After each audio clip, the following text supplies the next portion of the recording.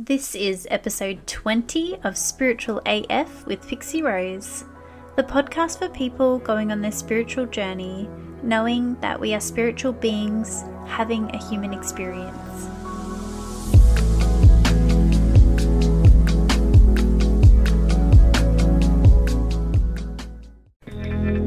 Before we get into this episode, I wanted to share with you that I am now a Bombshell ambassador with Beauty by BB skincare range. This skincare is so completely aligned with my values in every way, plus my skin has never felt or looked better.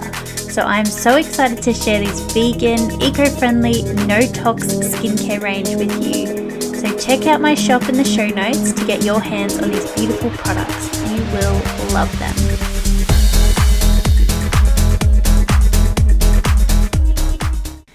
Today on the podcast, I have Diana. Diana has been a High Priestess of a Wiccan Covern, Hearth of Hecate, and has been teaching and sharing her wisdom on all things Wicca and witchcraft for 12 years. This year, she has felt the calling to take her teaching to an online platform and is sharing an incredible 8-week transformational course called Devotional Wicca. So thank you, Diana, and welcome to Spiritual AF. Thank you. It's nice to be here. Wonderful. So I would love it if you were open to sharing your story, your journey to how you found this path that you are on now. Wow, that's a long time ago. For me, it started when I was quite young. I grew up in a very Christian home. And my uncle travelled the world. Now, my uncle would come home and teach me all sorts of things about this goddess and, higher power and all of this sort of stuff. My grandmother would have a fit, thinking that I was going to burn in hell or something of some sort, But I was always I was a very psychic child, and I would have lots of things happen to me. And my uncle would explain in the only way he knew how, when he came home, and he would tell me all sorts of things about astral travelling and, about the goddess and spiritual stuff, and so growing up in a strict Catholic, dogmatic upbringing, it was very structured, and I just never fit in, and it never felt right, and my psychic things that would happen and the ghosts that I'd see, I would be told I'm just having nightmares, I'm making it up, all that sort of thing. So you end up just not even mentioning it. But I would sit in the church of a Sunday and whisper to my grandmother, "He's not doing that right," about the priest, and I didn't understand where that come from at all, but it would just come, and I could just feel that he wasn't doing things right. And it wasn't until in my late 20s that I understood that where that come from, that I remembered past lives and being a priestess, and then I really did know that he wasn't doing it right. So I think my first teaching come from my uncle. And he would often say to me, just sit quietly and let the butterfly of serenity rest upon your shoulder. And it was just something that he made up, and he would always say it. And so it's probably one of my most favourite sayings now, about just sitting in the moment and allowing it to be. So that begun my path. I mean, I didn't step onto the path at that early age. I stayed quite Christian. I was very religious as a child. I still am. So my faith means a lot to me. It always did. I studied all religions. I was really interested in learning about the path that Jesus actually walked. I didn't really believe a lot of the stuff we were taught. I honestly believed that Jesus was not what we were taught, and that also was an inner knowing. It didn't come from anywhere else. It was just a knowing. And I had a really strong connection with Jesus, and I sort of thought of him like a big brother, and I would talk to Jesus often. And so my path sort of led me along around learning about lots of religions, because I really wanted to connect with what Jesus' path actually was. And it was later in life that I come to realise that Jesus studied in the temples in England and all sorts of places in those missing years. You know, he was with the priestesses. But early on in this search of mine, I discovered that I felt at the time that he was closest to Hare Krishna. You know, so I really looked into that. And my grandmother would just have a fit. You know, she thought I was going to run off and join some cult and, you know, not realising that, you know, all faiths can be considered a cult. You know, it's just a word. Yes. Really. So, I mean, I wasn't afraid to dabble in all sorts of things, you know. But as it was in my late 20s that I really started to, or early 20s, mid-20s, that I really started to step into learning about the different pagan aspects. And I didn't really know the words. I didn't really understand the word witch, and I had never heard the word Wicca. I didn't understand what a pagan was, you know, but I was learning about all the different things, you know, the Hindu and the Buddhist and all of this sort of stuff. So I really explored extensively in my early years, and it led me to where I am. So it just was something that when I started to really learn about this, it felt like a glove, and I felt like I'd come home. Yeah, oh my gosh, there's so much that I'd love to get into more, but I feel like that could potentially be another episode. So from that interest, you found yourself joining a coven? Is that No, I didn't really like the idea of a coven. Yeah. I didn't like the idea of, I felt like to go into a coven would be like just staying at church, you know, having somebody, I guess, rule over you and tell you where to go and how to go there, and, you know, and what to write in your book. And for me, that just wasn't going to work, you know. It reminded me of in high school in art class, because I was very arty, and our teacher gave us this project, and I went home and I made my beautiful, like I'd done such a good job, and he failed me and told me that it was wrong because I didn't do it exactly like his. And I thought, this is art, you know, it's not meant to be the same. It's meant to express who you are. So I stormed out of his class like every 14-year-old girl would do, having a tantrum, and told him where to jam it, and I never went back. So for me, it felt the same. You know, I didn't want to step into something that was the same as what I was leaving. Yeah. And I found it quite difficult to leave the church, not for the sake of the church, but I felt like I had to give up Jesus, and Jesus was my best friend. I didn't want to give him up. And so I went to a huge battle around that. But in any case, I decided no, solitary was it for me, and like a lot of people do, for that same reason. Getting into the coven aspect of it was after the teaching, and this guy that I met come along to my business, wanted to meet me. He'd been researching my teaching, and he wanted me to join his coven, become his high priestess. And I said no, I didn't want to be in a coven.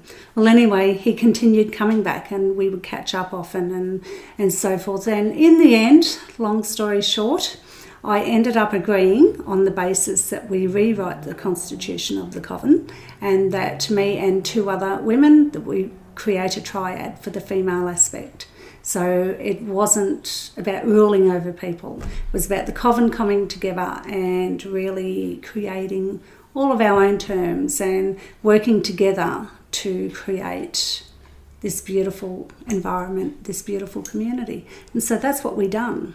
That's how it started in the coven. Yeah. So you had set up shop, and you were solitary and teaching, so others were just drawn in to what you were sharing. Teaching, yeah. Yep. So my teaching was about people learning to be able to step into their own path. So I always wanted my teaching to guide people to stand in their own power, not to come in and follow my dogma, because I don't have any dogma. And I think one of the first things I taught was don't put me on a pedestal because I'll just step off. I'm not interested, I don't want to be there. I'm an individual and I have a life and I have my own ways, and I really wanted to teach people how to have that for themselves. Yes. Yeah, and I think that's what excites me so much about your teaching and in meeting you is that just resonates so much with me for sure. So can you explain to us what is Wicca? For anyone who's, might have heard about witchcraft but has never read any books or has never connected with anyone on this topic. Yeah, what is Wicca? So Wicca was started, it's only new, it was started in the 50s by Gerald Gardner, and it's based on the ancient teachings, and it wouldn't be based fully on the ancient teachings. A lot of it would have been created as he went. But it's the basis of it, the core of it, is the ancient shamanic teachings in the Northern Hemisphere that they could find, because most of it was destroyed.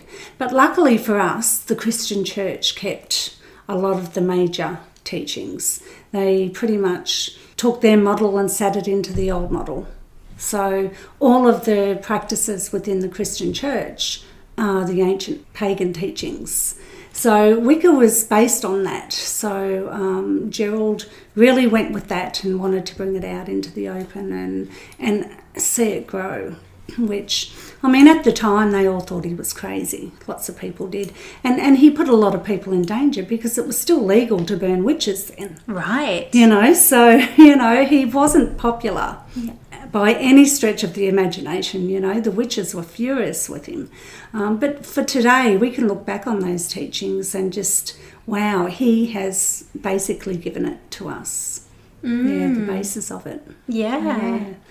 So what is the difference between paganism or Wicca, all of these? There's so many different varieties out there. What are the main sort of differences? I've had conversations with friends who've recently really stepping into this path and have previously identified as an eclectic witch, and they're feeling drawn to maybe following a particular path. So can you help us, just understand the different paths? Yeah. Well, the different paths are basically for different people. So you've got your umbrellas, so to speak. So the word pagan is an umbrella, just like the word Christianity. Right. So you've got Christianity, you've got, your Baptists, your Catholics, your, all the different various varieties of Christianity. Paganism is the same. Paganism is a term that describes somebody who believes in the duality of deity, so more than one God. Yep. So, you've got your Hindu, you've got your Wicca, you've got your witchcraft, you've got your Druids, you've got all sorts of different varieties that all come under that umbrella. Satanism, strangely enough, comes under the Christian umbrella. Yeah. They only have one deity. Yep.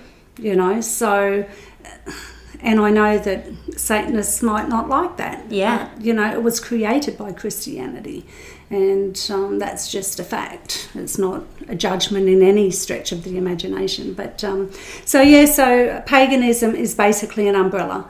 For Wicca, witchcraft, you've got your Druids, you've got your hedge witch, you've got all the different variations of what people want to call themselves. It doesn't matter. Yep. They're all following their own path.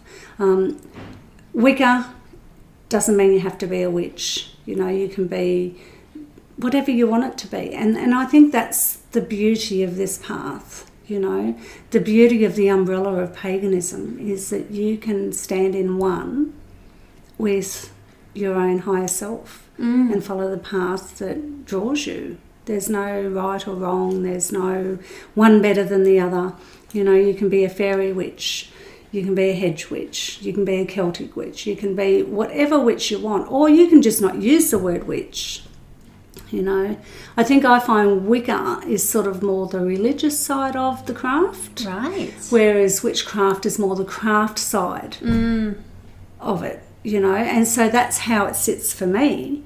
but for somebody else it might be different. So it's really about respecting everybody's variation of what they feel it is, and teaching people to just step into themselves and say, okay, how does this feel for me? Yeah, because for the longest time I identified as a Wiccan, and to me it felt like what Wicca meant was a connection to nature, and so I actually didn't know that it stemmed from shamanic practices. So I find that really interesting. So is that right? Like, are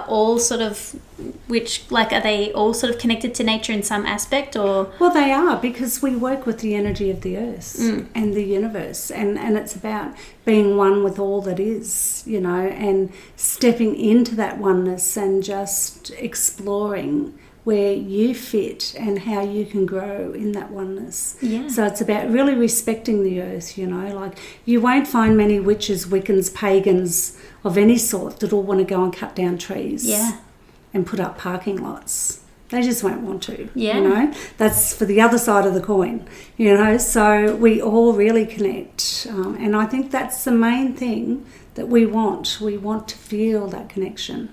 And most of us are open to feeling that connection, because that's why we're drawn to that path. Yeah, definitely. And I didn't have this question planned, but it's just sort of popping up to my mind now. We've discussed how, I was going down that Wiccan path for my whole life, since I was a child up until I was married pretty much. And then, things went backwards for me, I guess. And then after I started getting separated and divorced, I was following this fairy path, and it's like I felt like I couldn't be both. It felt like I couldn't practice that craft and follow this fairy path as well. And even we've spoken in that, the local coven, how there can be a bit of probably healing that needs to happen between the fairies and pagan community. Can you comment on anything? Have you come across anything down that path of? I haven't, and for me, I feel like because I'm so open to people following their own path, that doesn't come up for me. I feel like, you can be a fairy Wiccan or a fairy whatever. It's it's about connecting with what feels right for you. I fully understand the idea of where you were saying you felt like you couldn't do both, like that just didn't feel right.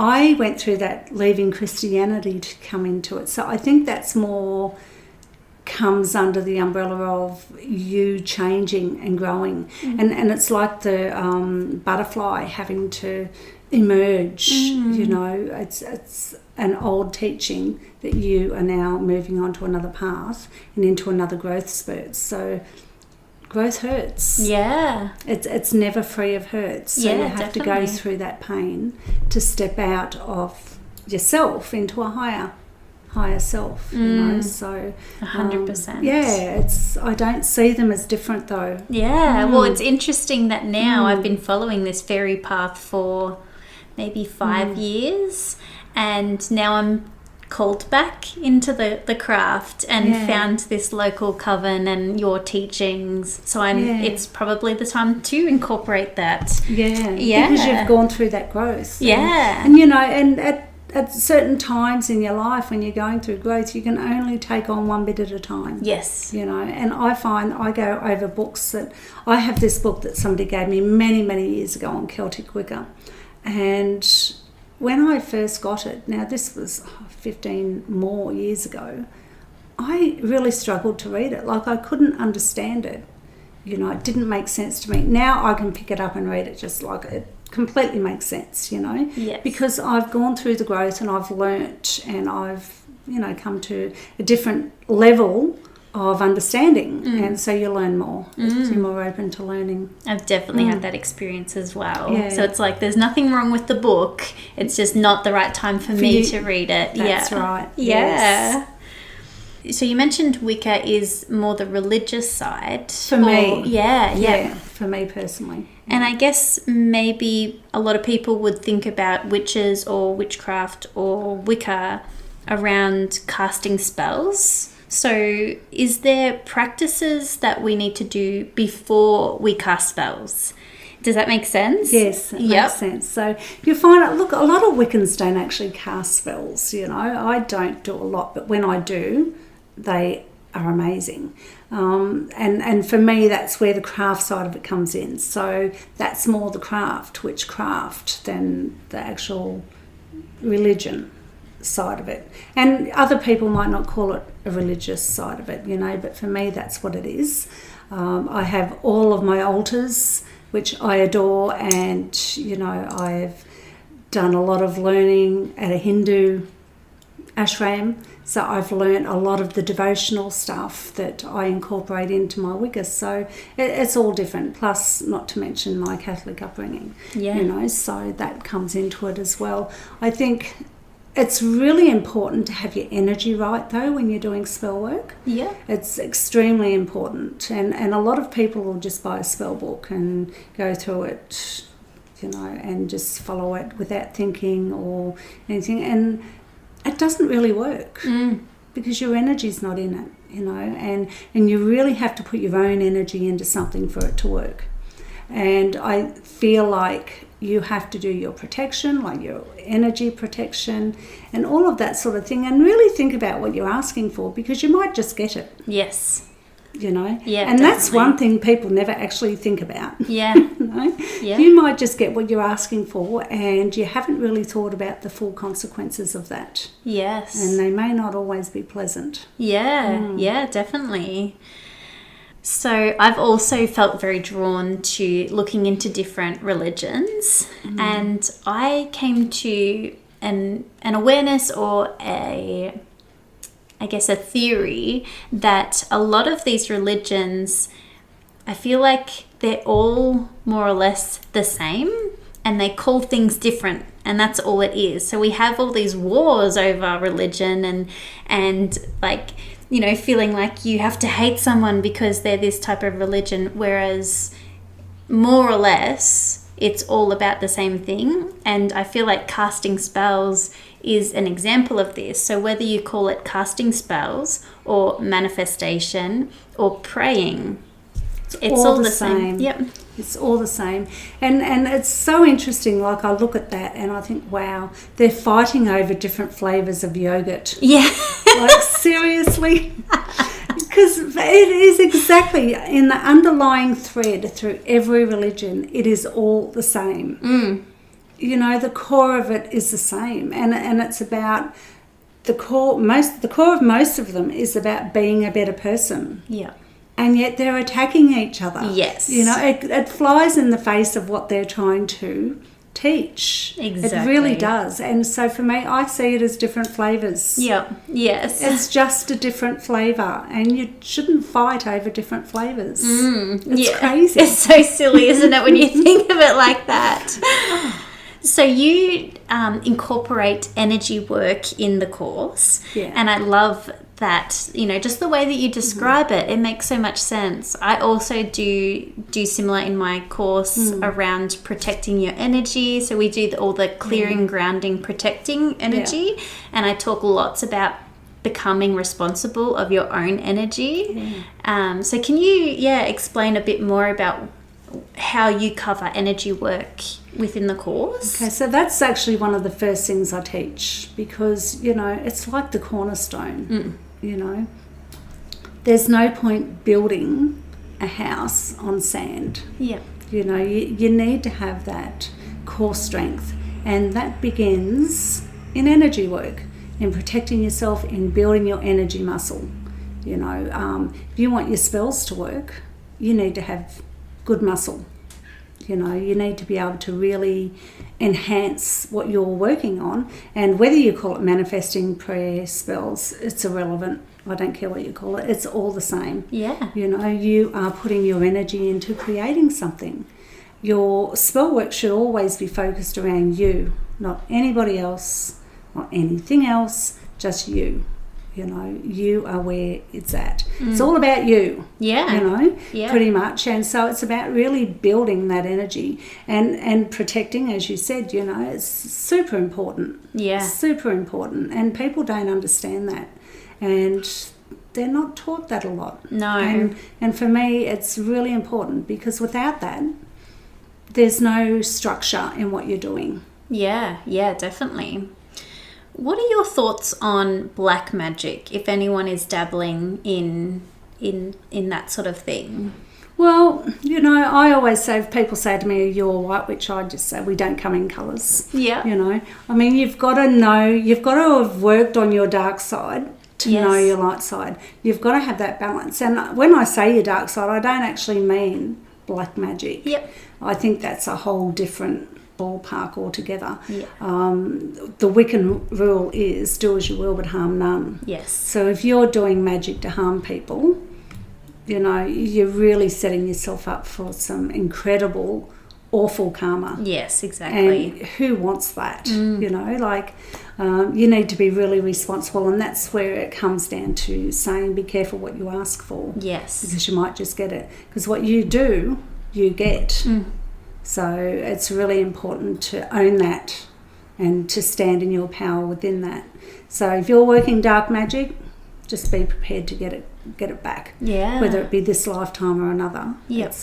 It will come back. Yeah. So for me though, working within your dark side of yourself and doing a lot of healing and just really getting to know that dark side of yourself is a huge thing towards your personal growth. And I know for myself, working and learning to connect with anger was a really hard thing for me to do.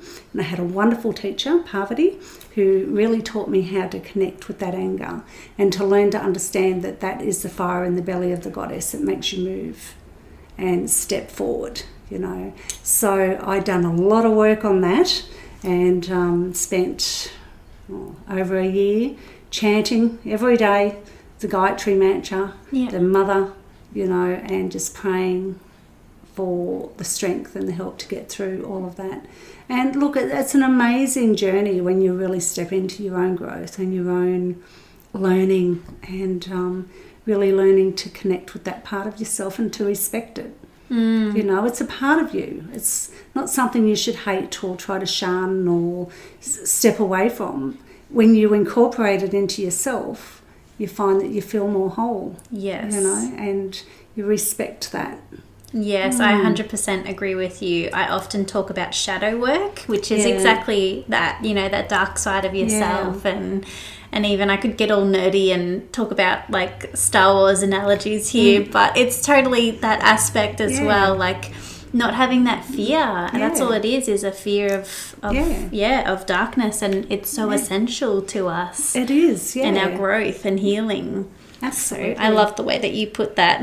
Thank you. So you work with Hecate. Yes. So who is Hecate, and should we invoke Hecate? Like, is there anything that we should be cautious about before asking help from goddesses? Look, I think it's really important. And when I run my year in a day, we used to do some basic work each month on different deities. Yeah. Because you will be called to different deities, need to work with where you're meant to work. And just calling on anyone can either do nothing at all for you or can be quite dangerous. Now, that takes me back to a story very early on in my learning. Extremely green witch I was. I'd only just started reading books, and I decided, because my name's Diana, I wanted to call on Diana. So I had this little hut down in my yard that was my escape after I'd fed the kids of a night time, and it was full of my crystals. And I had this old wooden table, and I would have had about 60 crystals on this table. I'd made this big grid, and I was going to call on Diana. Well, I did. And the energy of that calling, I was kneeling over the top of my table. It threw me back, like I literally got thrown to the back of the wall. And I couldn't breathe. I hit the wall. Now, and this isn't made up. I had to crawl outside, and I laid on the grass, and my dog Dana just come over, and she kept licking me. And I couldn't move. I was so, I don't know, weighed down, like I was just stuck on the grass, and I could feel all of this energy draining out of my body into the earth, and Dana licking me. And I lay there for 10 minutes before I could get up. And I got up and I'm like, what the hell was that? And, you know, I went and I spoke to Lisa, who was my teacher at the time, and she said, you should never call on powerful goddesses until you're ready. And you weren't ready. Yeah. And the energy I called in threw me, you know. So you have to be really careful, you know, when you're doing this sort of calling. Yeah. You know, well, invoking. I was invoking. So there's evoking and there's invoking. Right. So evoking is calling them into your space. Invoking is calling them into you. Right. And I didn't understand the difference. And I invoked Diana.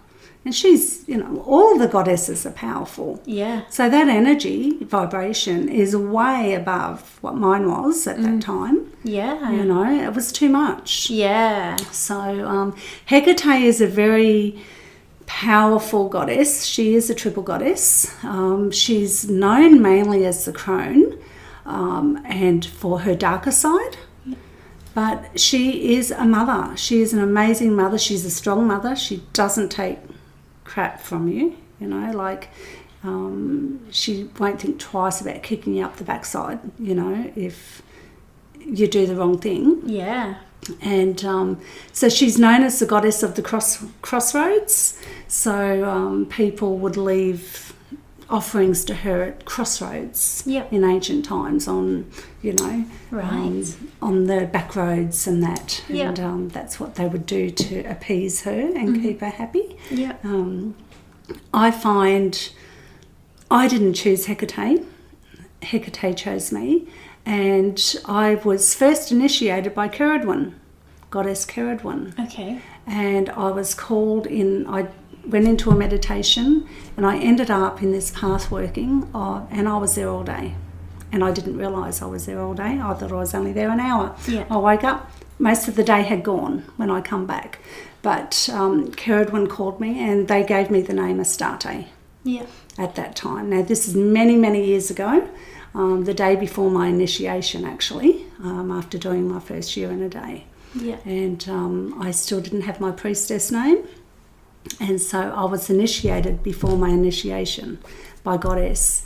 And when she called me, Ceridwen, she then handed me to Hecate and said, you will work with Hecate. And they are both there. Yeah. But Hecate mostly. I do all of my work with Hecate. Yeah, right.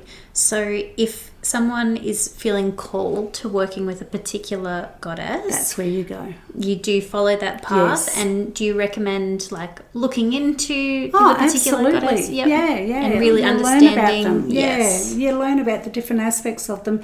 And you might find that they will come and go at different times. Yep. You know, you will be handed to someone else to do a particular work or a particular learning that you need to learn. And as I said before, in my year and a day, we used to, every month, the whole class would focus on different deities. Yeah. Just so that they could learn the feel of the energy with that deity. And they really learnt to understand that they had, you know, they'd come to class and some of them say, I didn't feel a connection there at all. And others were like, it was so strong for me, you know. So they really learnt to understand the difference of the calling. Yeah, you know, definitely. You're not meant to work with everybody. No. So you will feel the call as to who you work with. Yeah, yeah. And even as you're talking about Hecate, I feel like I can feel Hecate's energy. Oh, yeah. And it feels very full on. Yeah, she is. She's amazing. Like, she's such a powerful energy being, you know, and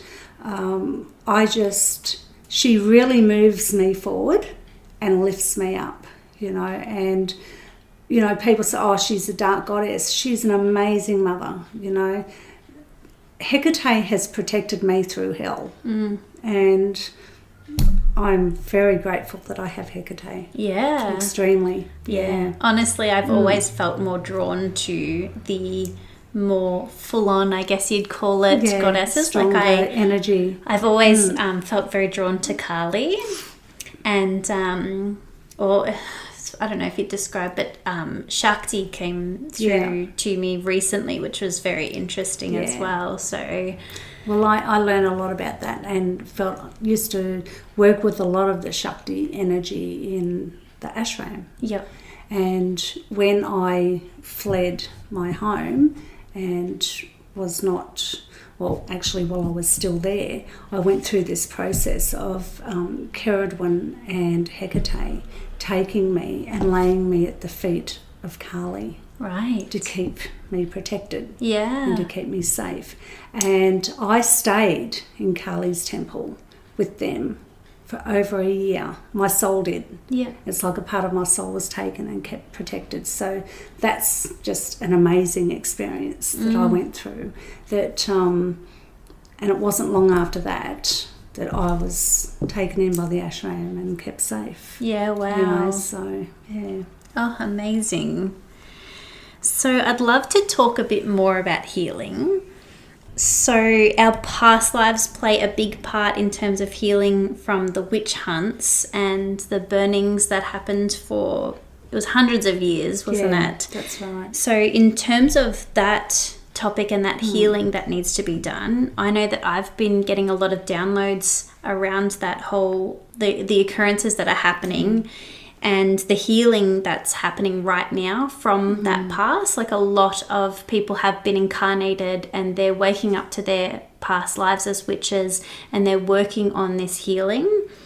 So how can we, so if anyone's an incarnated witch and has been burnt at the you know, been stake. Yeah, or any of those other things that they used to do to witches, how can we heal from that experience in the past and rise to our power in this lifetime?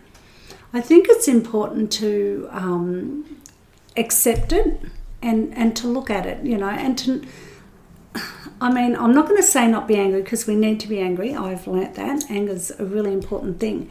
But it's about stepping beyond that, you know, and saying, okay, this happened, but they don't have the power to do that now, you know, and really stepping onto your path, taking ownership of your power.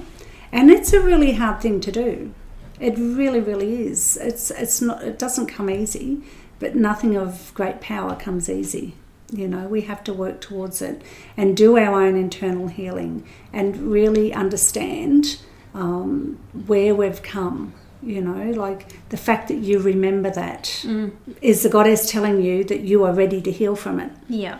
Because if you weren't, you wouldn't remember that. Yeah. You know, so you wouldn't be given the opportunity to experience that again unless you were ready to heal. So that's a really important thing to understand and to trust in your own power and in yourself that you have the power to heal this. And to, I guess, looking at it is important, you know. One of the things that I have learnt with the religions that I guess in that time when they would torture other people, that's from their own fear. Yes. You know, that's coming from their own fear. That doesn't make you inferior. You know, you are actually superior to that fear. You know, not to the person but to the fear. And that's a really important thing to be aware of, and to not hate certain religions. Religious hate doesn't serve anybody. It doesn't serve your growth. It doesn't help you heal. It does nothing for anybody. It does nothing for the planet. Yeah. So it's a complete waste of time and energy. And so just learning to step beyond that, step into yourself, be 100% responsible for your healing, and take it upon yourself to understand that what they are doing and what their religion is not your pain. They've created it, but we're all also born into this world to experience every single thing we experience for our soul growth. So when you look at it that way, you were meant to burn. Yep. You were meant to experience that so that your soul can grow. And that's a really important thing to hold on to. And that helps you heal. Not just for that, but for all sorts of things, you know. Yeah. It really helps. It really gives us power to know that, okay, I chose this for my soul growth and for my learning. And one of the things that I have learnt about forgiveness is if I can't physically do it, and Parvati taught me this, I can go to my soul and my soul can send forgiveness. Yeah. Because my soul is powerful enough to be able to do that. And whilst in this little physical body, I'm not able to do that. My soul can. And your heart and your physical life will live with the energy of what your soul does. So it helps you heal. Yeah. And you don't feel that anger. Yeah. Oh, that's so beautiful. Oh, yeah, I feel like I've got some healing to do on this. We all have healing to do on this. Yeah. So many people have healing to do on this, and it's so important for them to step into it, you know, and just allow it to happen. Work on it. You know, don't be angry with yourself. Don't be angry with anybody about it. Just, you know, you can be angry with the situation, but anger without working on the anger doesn't serve you. Yeah, yeah, definitely. And I don't know, you were mentioning before that, you know, telling the story the first time that a man sort of came and wanted to be taught, and you were curious on how to work with that energy. Yeah. And I find that's happening more and more, is more men, you know, they've incarnated as a man in this lifetime, but they've probably had countless lives as women and witches, and it's not just this female only thing. No, it's not. And so many people think, oh, it's just a bunch of women, you know, sitting around having cups of tea and, you know, doing weird stuff. You know? It's so far from that, you know. And there's so many men, you know, and I know that once we started to get the men, and like our coven ended up being half women, half men, and we didn't plan for that. That's just how the goddess worked for us, and the energy was amazing. You know, like when you've got the men in that circle and you're working with the male energy as well as the female, it is twice as powerful. Yeah. You know, and people say that, oh, women are more powerful spiritually and energetically and all of that sort of thing. Not really. You know, we're all powerful energy beings, all of us. And yeah, women have strong aspects of intuition, but so do men. Yeah. And not all men do, but, you know, men do. And definitely bringing that energy, the male energy, like when we used to run rituals with just the women, we could build up some pretty powerful energy. But when we brought the men in, it was heaps better. You know, it wasn't just powerful, it had this force. Yeah. You know, which is the male energy. That's right, the masculine. Yeah, and it's just amazing. You know, I absolutely love working with both male and female. Yeah. Well, part of what Shakti was, the message from Shakti was that men are a part of this healing that is happening right now. And, you know, a lot of, I've done a whole episode around this and feminism and different things like that. But women that are in this lifetime, they can be very hateful towards men and hateful for many different things. And especially on this topic in terms of witch burnings and stuff, it's quite easy to blame the men because the patriarchy and that sort of thing. Look, I agree. The patriarchy doesn't really serve men either. Yeah. It doesn't serve anybody. No. You know. Yeah, there's probably a very, very small percentage of who it serves, and that's who's running the show. Exactly. Yeah. So it's time for all of us to rise together. So that's why there's so many men stepping up and understanding that the masculine is there to support the feminine. Exactly, you know, and without the masculine, like without men stepping up, it will never change. Exactly. Men need to step up to help change it, you know. At the end of the day, in this day and age, it's appalling that the patriarchy still rules so strongly. Even the males that don't behave in that way still live with the privilege of patriarchy. And they are the males that need to open up and step up. And a lot of them are. There's a lot doing it. I mean, obviously we need a lot more doing that. And when that happens, you know, there will be shift. Yeah. Yeah. Yeah, exciting times ahead. Yeah. So I'd love to hear more about the 8-week course that you're hosting, you're teaching everybody. So can you share with us an overview of what we will learn if anyone is interested in signing up to this course? Okay, so it's based in the Southern Hemisphere.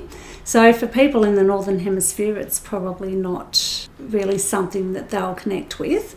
I like to teach for the land where we're at. I don't teach geographically within that land because it can be different for everywhere you are in Australia.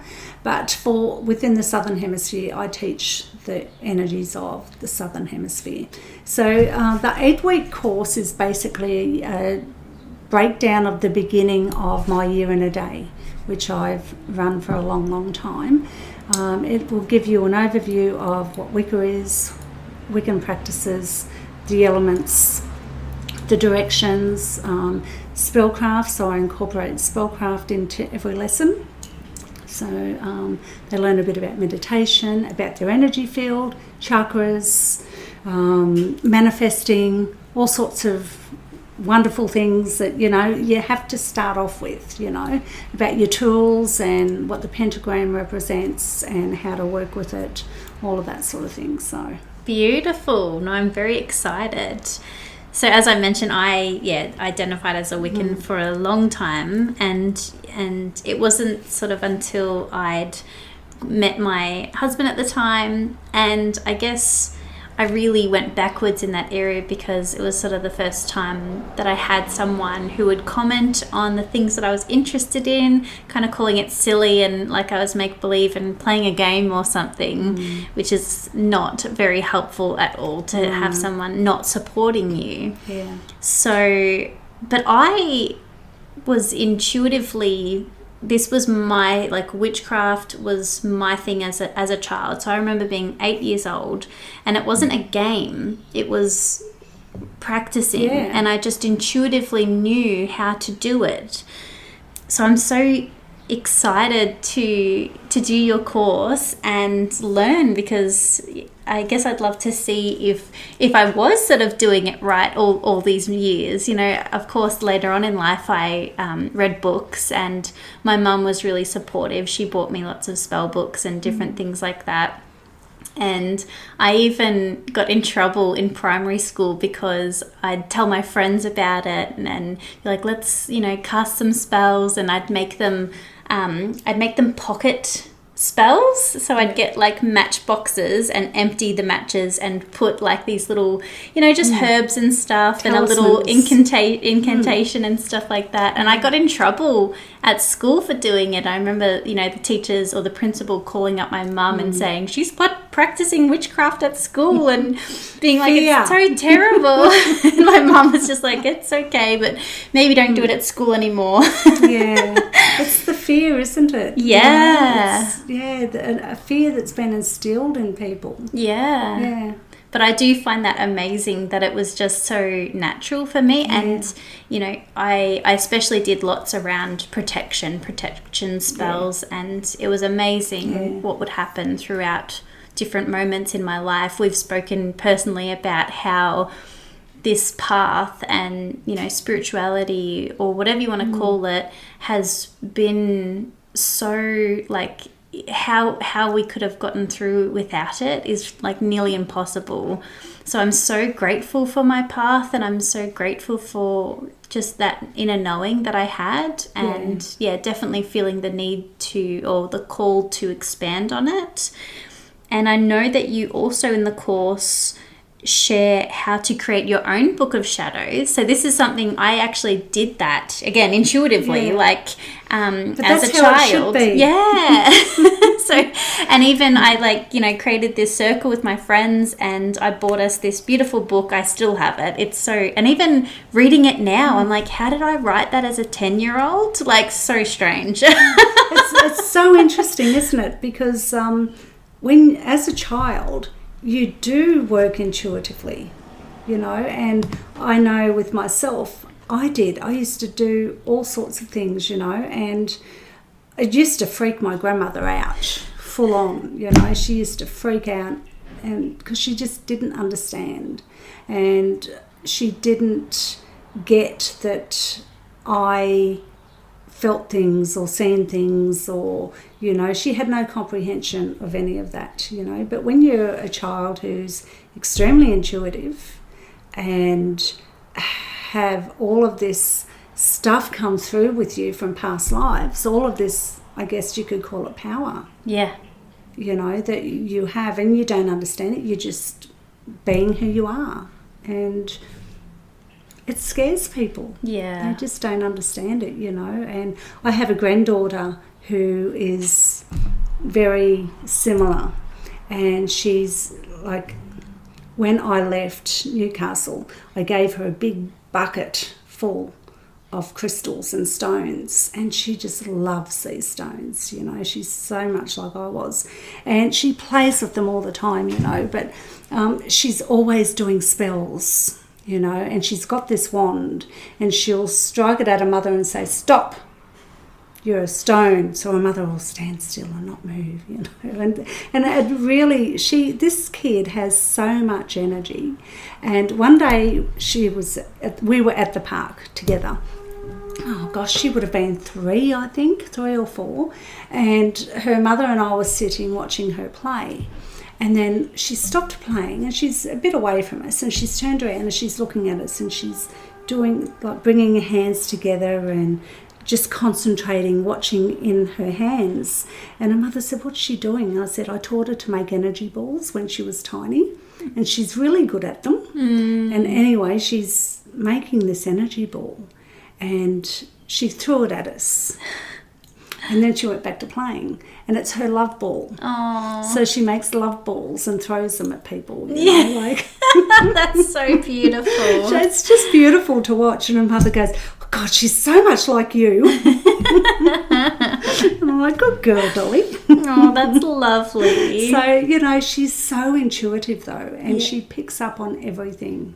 And it can be hard watching them too, because they suffer from that. Exactly. Because they're picking up other people's energy and they don't know what it is, and they don't know how to fix it. Yes.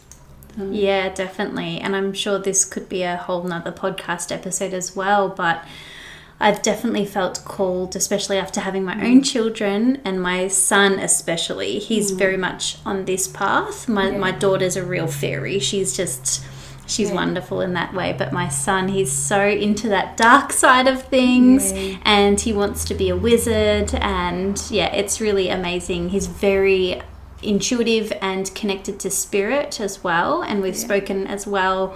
And that could be another topic that we could go into more in the future around that mediumship ability, especially children that have it so naturally, and what parents can do to support their children, because it can be scary for parents when their children are seeing spirits, and absolutely, the child doesn't know what to do. The child doesn't know how to help cross spirits over or anything like that. So it's a whole other field that absolutely people need support with. And parents, especially in my generation, and I guess going back, and I guess it depends on their faith as well, they think that's evil, so they just shun it straight away and tell you it doesn't really exist. So you're stuck with it, like you've got no control over it happening.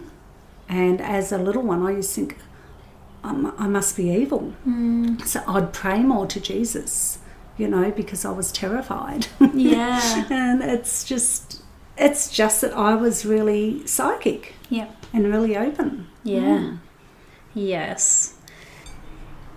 So I'd love to hear now, what is your number one spiritual practice? So whether it's something to do with craft or anything like that, but something that you practice every day, or something that you always go back to as a daily practice. Okay, well, I practice most days. I don't always practice every day these days because I get up and I'm busy writing, but I guess I can consider that part of the practice because I'm writing about this.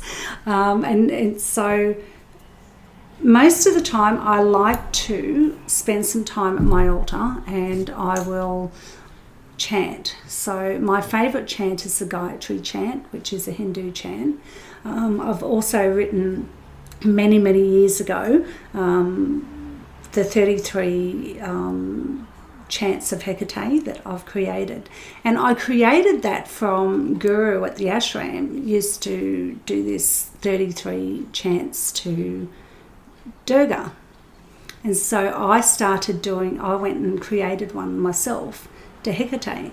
So I often will do that too. So it just depends on my time. I will often, when I was getting up and going to work, I'd get up early so that I could spend at least 15 to 20 minutes in the temple.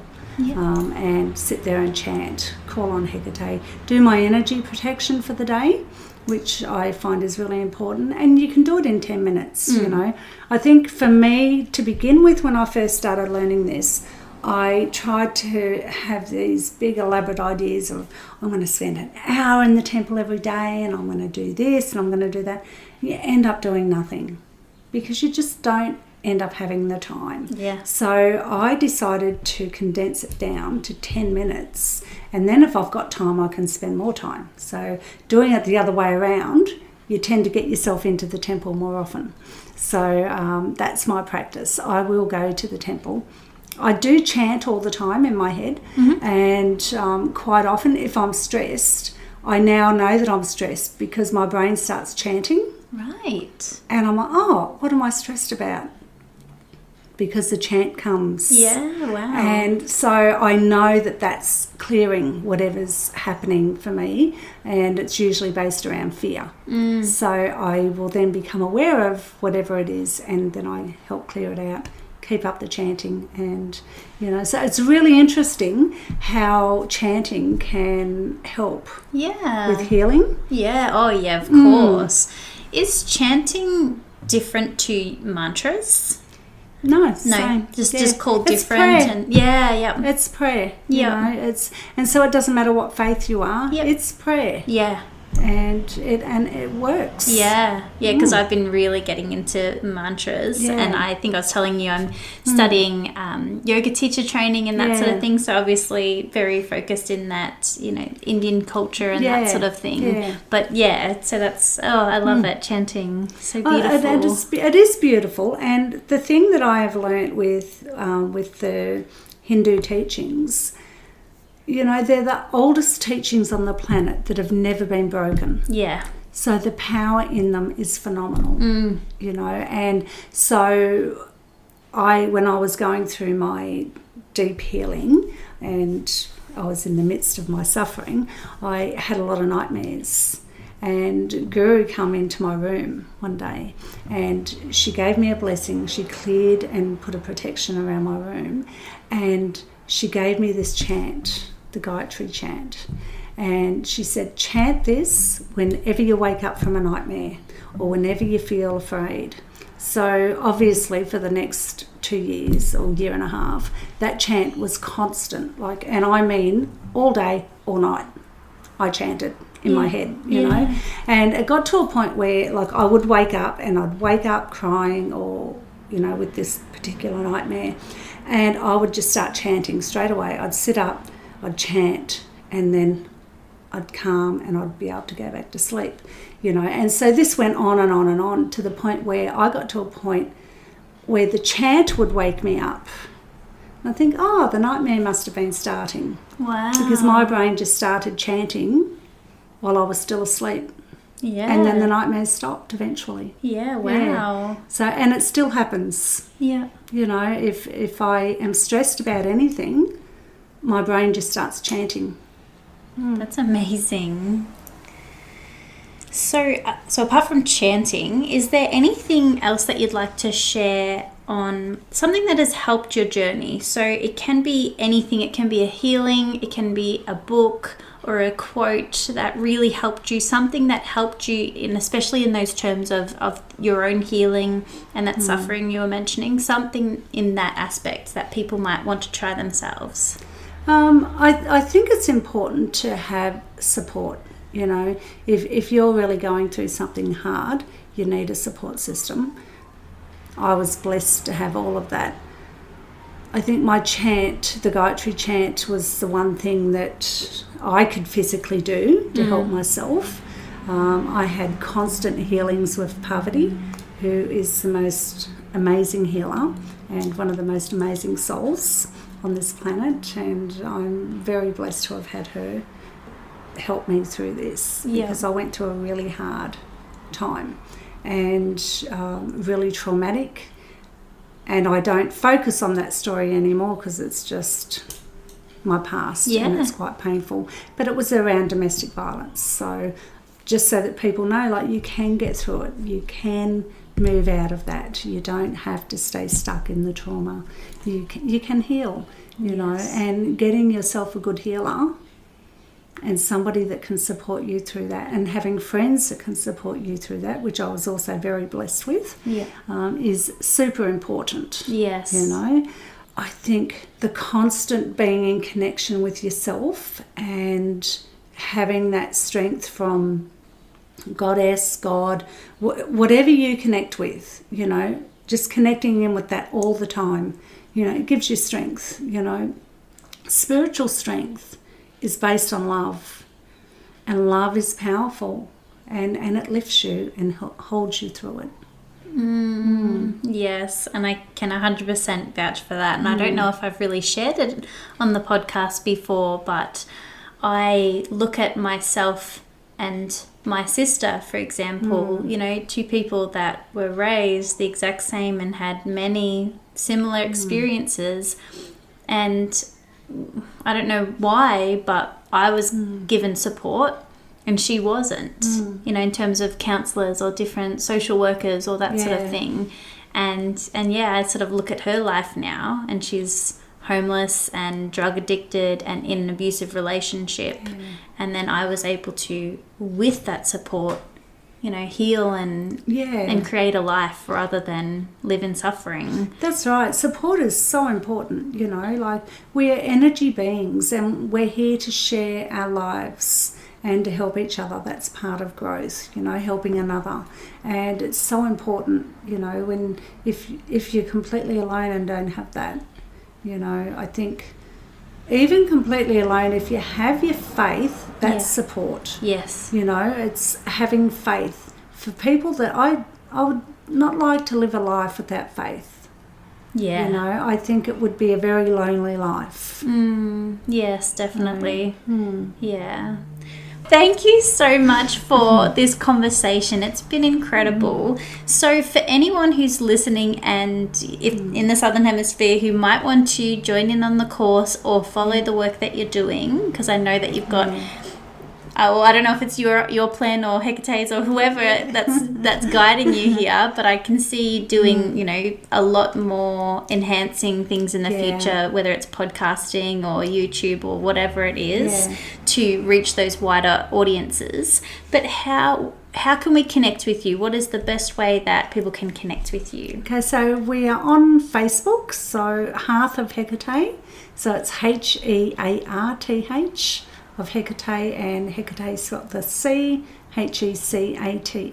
So Hearth of Hecate on Facebook, or my website's only just sort of up and going, so it'd probably be a bit hard to find at the moment. I can link it all in the show notes. Okay, there you go. It'll be as easy as scrolling down to the bottom and clicking a link, and people will be able to follow you on Facebook and check out your website. So, excellent.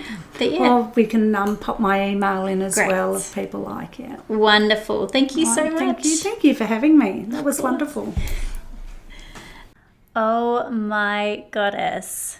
That conversation was amazing. Diana is so inspirational and has so much wisdom to share. I am so excited to be learning from her. I felt Hecate so powerfully when she was here with me, and I can just see how Hecate works through Diana in the most powerful, beautiful, unique way. I'm truly excited for what Diana is bringing on this online platform, and even more excited that I get to do stuff with her in person as well. So blessed, and I'm so blessed for you for listening to this podcast and this episode. If you've loved what you've heard today, be sure to follow this podcast, Spiritual AF. We release new episodes every Friday, so look out for them. And for more interdimensional conversations on all things life, death, and everything in between, remember, even if your wings have been clipped off, they can always regrow.